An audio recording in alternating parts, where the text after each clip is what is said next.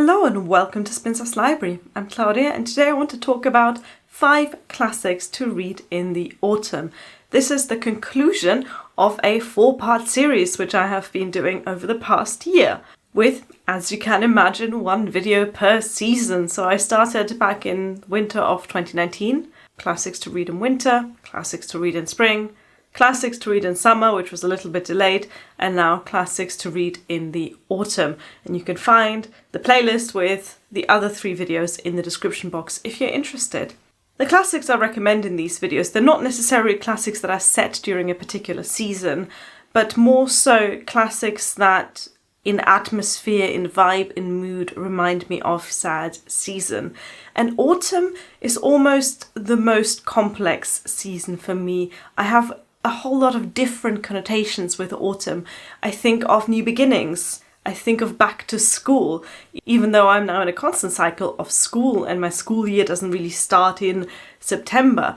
Just the fact that that's how I've experienced education for most of my life makes me connect the season of autumn, especially early autumn, with going back to school, learning new things, sitting down and focusing on something and absorbing new knowledge.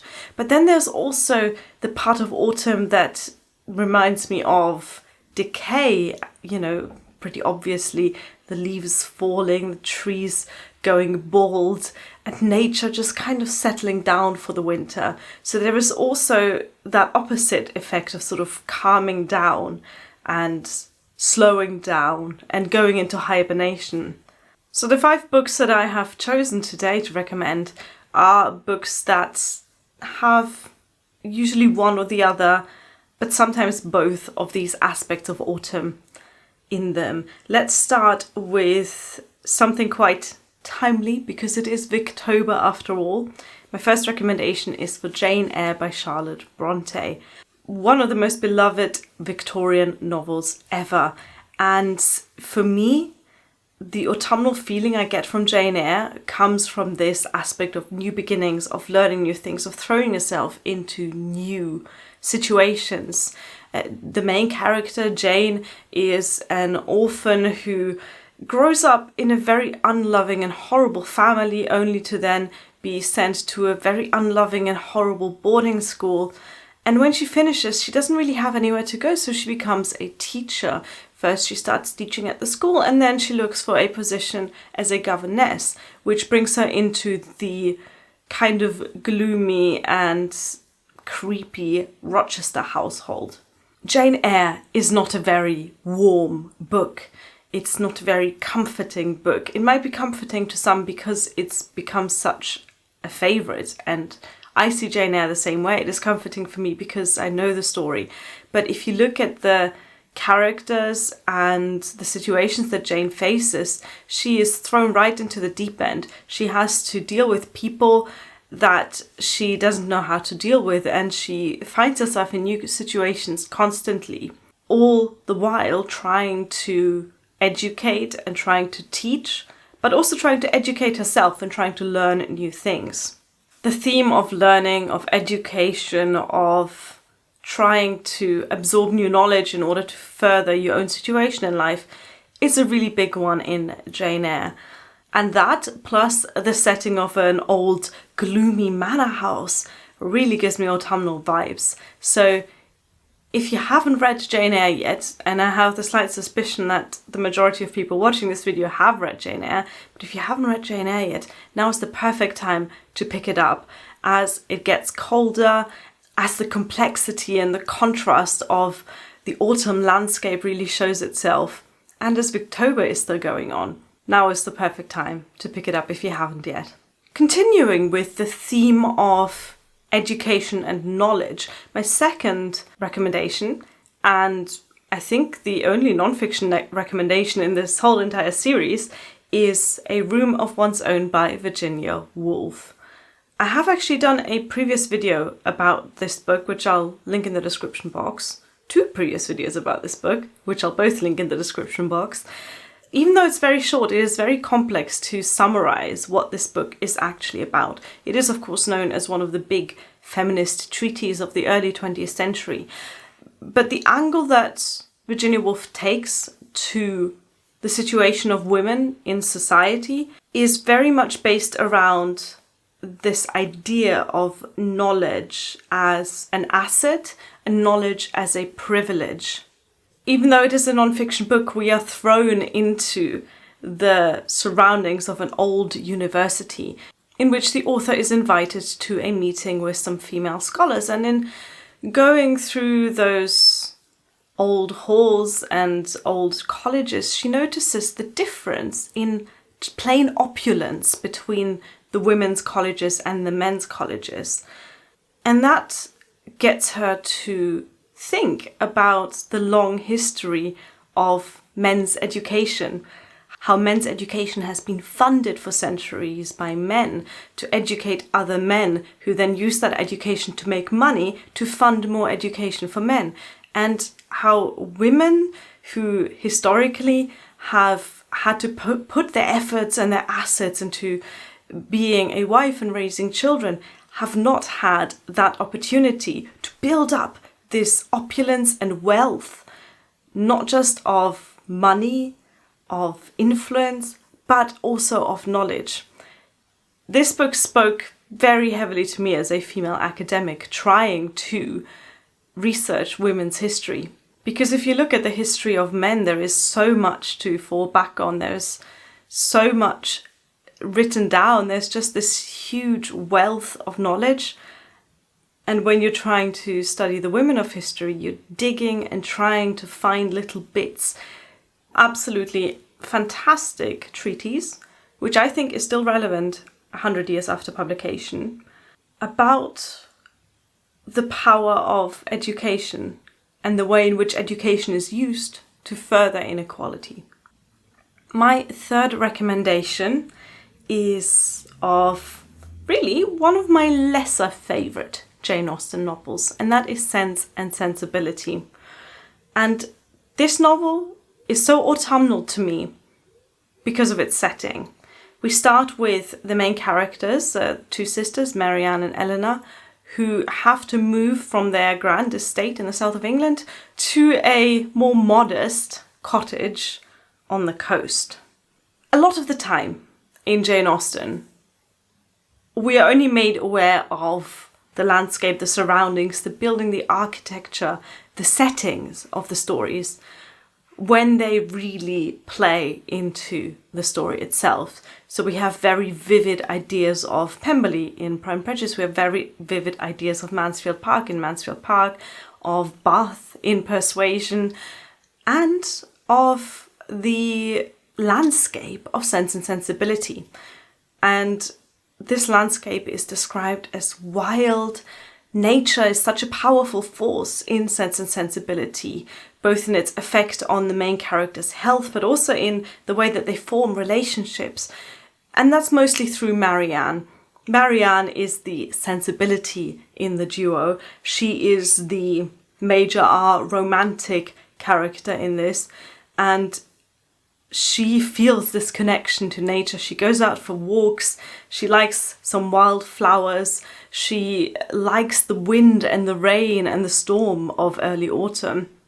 And in the scenes in which she isn't surrounded by nature, where she is in London, she is ill and unhappy. So I think that the theme of nature is probably bigger in Sense and Sensibility than in any other Austen novel, and the turmoil of the changing seasons really adds to the autumnal vibe that I get from this book. So even though it is not my favourite Jane Austen, I think it's a wonderful read for when the days get colder and darker and the winds pick up and blow some autumn leaves across the landscape. My next recommendation is for my favourite Sherlock Holmes story, and that is The Hound of the Baskervilles. I think that if you haven't read any Sherlock Holmes novel, you should pick this one up, even though I think it's the third published Sherlock Holmes novel. And again, it's the landscape, the dark, gloomy landscape of the Devonshire moors that makes this book so autumnal for me. Sherlock Holmes, famous detective, and his loyal friend Dr. Watson leave the bustling and busy London to go to the countryside, to the moors, where they investigate what looks like a family curse that has been killing members of one particular family. And that curse is, of course, the eponymous Hound of the Baskervilles, the Hellhound, that haunts the foggy moors at night and kills his victims with his evil eyes. Sherlock Holmes and Dr. Watson are sent there to protect the latest heir of the Baskerville estate and to make sure that the same fate does not befall him. The landscape in this novel is almost a character in itself, because we have this dangerous moor landscape where there are swamps that can suck you and kill you, and it gets so foggy at night that you can't see where you're treading, and the inhabitants of this countryside are weird and creepy, and you don't know who to trust. The Hound of the Baskervilles is without a doubt the most atmospheric of Sherlock Holmes stories, novels, short stories, anything. It's so creepy. You're going to feel like you're there in the cold darkness as you read the book. I have actually been to the part of England that inspired this novel. And even though we were driving through there, not going in a horse-drawn carriage, it suddenly gets so foggy that you can't see much ahead. And then there's these shapes emerging from the darkness because there's also wild ponies in that part of the country. It's so gloomy and atmospheric, I can totally see why it inspired Conan Doyle to write this novel. The Hound of the Baskervilles is the perfect, cozy, autumnal read that you ideally want to read next to a fireplace if you're lucky enough to have one, or snuggle up on the sofa under a blanket with a cup of tea. And then we get to the fifth and final recommendation, which is a book I don't talk about a lot, and that is The Last Man by Mary Shelley. This isn't a book that I love, but it is a very autumnal read that I can recommend if you are in a certain mood. The Last Man is commonly known as the first dystopian novel, and it was published in, I want to say 1826, in the 1820s, long before dystopia was a genre. I am a fan of dystopia, so of course I had to read this one, and it is not what you would expect. It's not what you would expect even if I give you the summary of the plot. The Last Man is about, can you guess, the last survivor of an apocalypse that was caused by an illness that spread through the world and killed everyone. Very, very slowly though. This is not a action-packed apocalyptic novel. The spread of this disease happens so slowly, and it goes hand in hand with other man-made disasters such as wars and political unrest. Does that sound familiar? Anyway, as this pandemic sweeps the planet, our main character, the eponymous Last Man, and his friends, who, spoilers, might not survive the book, are going on a journey to survive, to rebuild society, and to travel. And this group of people are all various degrees of influential, rich, privileged types. But they are thrown out of their comfortable world as they make their way through a country that is slowly getting destroyed. The Last Man is essentially the novel version of this painting. It is, much like the character of Marianne in Sense and Sensibility, capital R, romantic. This book is about how humanity gets overthrown by nature. Nature in the form of this disease, but also nature as it reclaims cities and man-made structures. And nature as it destroys societal norms and societal standards.